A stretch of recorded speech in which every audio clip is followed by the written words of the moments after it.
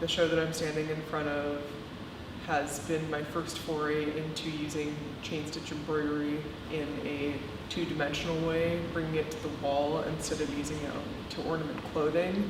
I think that there's something innovative about bringing it from clothing to the wall because, in my mind at least, it sort of increases the value of it from being something that is purely decorative into something that holds a significantly higher emotional and intimate value and is sort of revered in a way by existing inside of a frame behind glass and hung up in a gallery.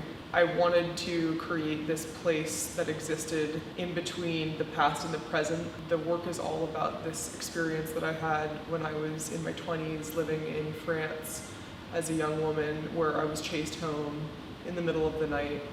And that was a memory that has been very challenging for me to revisit as I've gotten older. Though it's been partially resolved, it's something that's always going to be part of my lived experience, and it's going to really inform a lot of the artwork that I make. And so I think that I wanted to sort of try to embody that in some way, create this memory of something that inserted my current self. A lot of the pieces referenced objects that I use, and I made a self-portrait of the way that I currently present myself versus how I presented myself back then.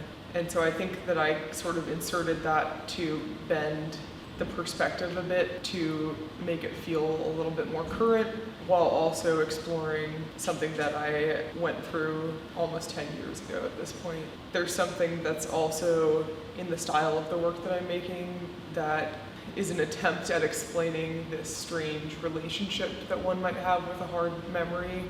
You know, these illustrative, childlike personifications of the moon and the stars, and some of the more like colorful line work styles that I've used with the embroidery and with the frames that I've encapsulated the embroidery in is an attempt to make the work slightly more inviting, readable, and relatable, and demystifying almost.